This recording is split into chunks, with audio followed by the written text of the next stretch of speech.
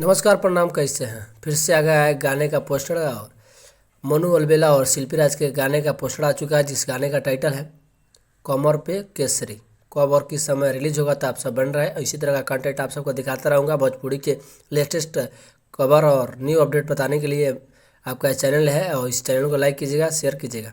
आप सबको बता दूं, जिस गाने का टाइटल है कमर पर केसरी, मोनू अलबेला और शिल्पी राज की आवाज़ में, और इस गाने में काम किए हैं सौम्या पांडे। और आपको बता दूं किस समय रिलीज होगा, तो JVK इंटरटेनमेंट यूट्यूब चैनल पर रिलीज किया जाएगा 25 तारीख को 6:30 पे। तो आप सब जाएंगे, इस गाने को सुनेंगे, जिस गाने का टाइटल आप तो देख ही रहे हैं, कमर पर केसरी।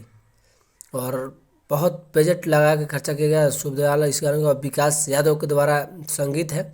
तो आप सब जाएंगे, इस गाने को सुनेंगे। इसी तरह का कंटेंट आप सबको दिखाता रहूँ, जिस गाने का मोनू अलबेला और शिल्पी राज का गाना काफ़ी ज़बरदस्त बज रहा है, आता है, और एक तरफा बज रहा है इनका गाना। तो आप सब जाएंगे, इसी को लाइक करेंगे और इसी तरह कंटेंट आप सब देखते रहेंगे।